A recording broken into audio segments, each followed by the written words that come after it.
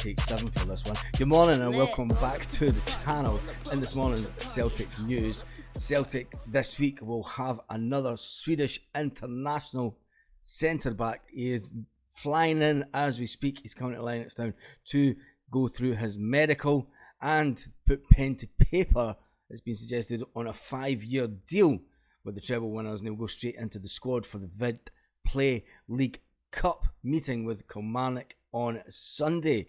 So big GUSTAF will be in the building. Brendan Rodgers has already spent 4.3 million on Rocky. Looks like we're spending another 3 million on our defence.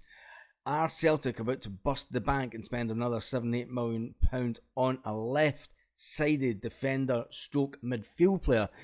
Broke news last night around about it was about 8 o'clock that Quentin Merlin, one of the most promising players to come out of France, has been scouted on multiple occasions by Celtic, and Celtic are aware, and they've made Nates aware of a potential £7 million deal.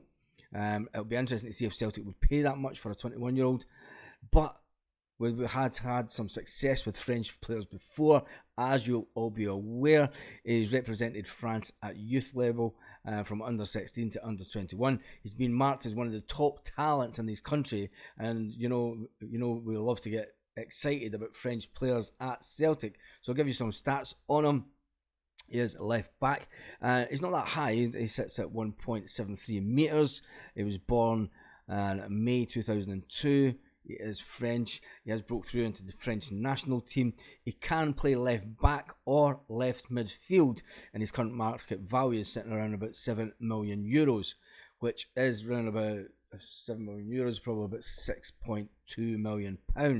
So it will take more than £6 million to get him in the door. Has been suggested that a bid of anything over £7 million could do it, but we'll see if anything transpires from this one. I think it's one that we need to watch.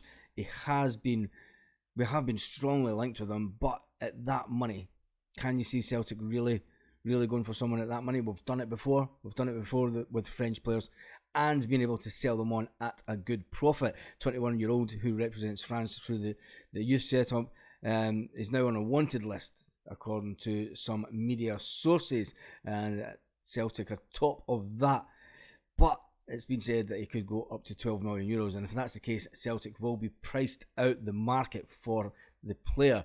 We've already got Greg Taylor and Bernabe in that position.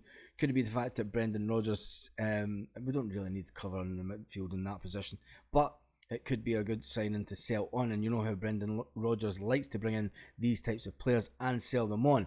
More importantly is, what does that do to Liam Scales, who spent last season at Pittodrie? I think it's looking more and more obvious now that Liam Scales probably will go to Aberdeen.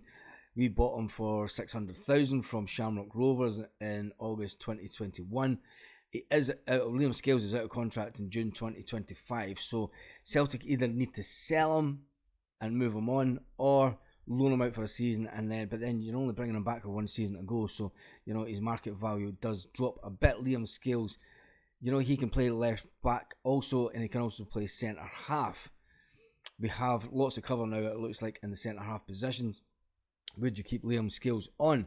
The fact that he hasn't made the team last weekend. Will he make the team this weekend? It's looking more and more, to me, it's looking more like that he will go up to Aberdeen.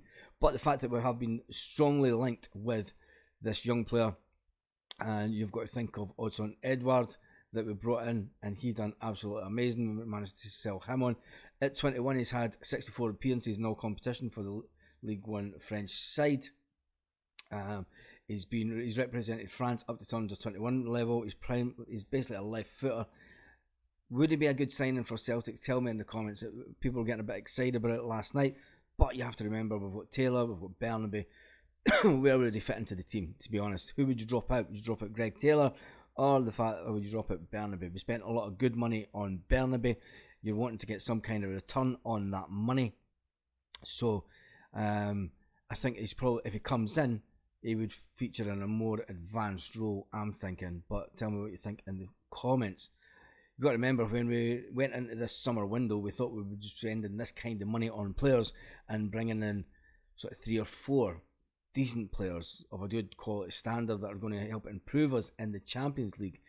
Has to be said, this far we might have found some gems in the transfer market. I definitely think Yang is one that's going to be absolutely fantastic for us. Big Odin, the Warrior, I think he's going to be fantastic also. So do we really need to go out and spend £10 million on a player to make them better and then sell them on? Is it a lot of money that Celtic, or can Celtic go out and still... Our market is sort of between 5 and 7 million. We've been buying players at under 5 million all this summer. Tell me what you think about the transfer dealings so far. A lot of people are saying they're underwhelmed. There was a big debate last night on the live. If you missed the live last night, go back and watch that. I'll put that up at the end of this video. And then a lot of people were saying that, yep, no, we don't want the player from Newcastle. He's never touched the ball in basically 3 years. And yeah, we don't want him. We don't want him. But will he be added for the Scottish contingent? That's the burning question. That's the only reason that I could see him being brought to Celtic. But it looks like we're still trying to get some players in. There has been a bit of talk also this morning about the fact that the ex-manager may come back for Kyogo. Could be just all talk, it could just be talk, but it could be a bit of a worry.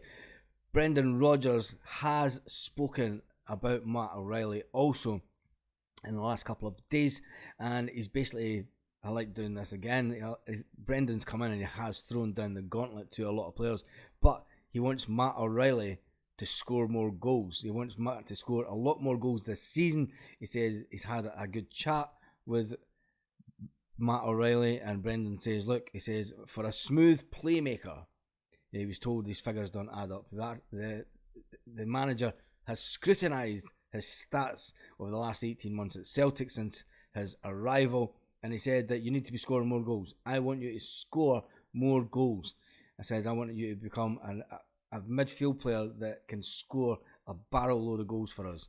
And you know, I think if Matt O'Reilly does that, he'll have won over a lot of fans, because a lot of fans are saying that Matt O'Reilly is a bit lackadaisical sometimes, and he doesn't push himself hard enough.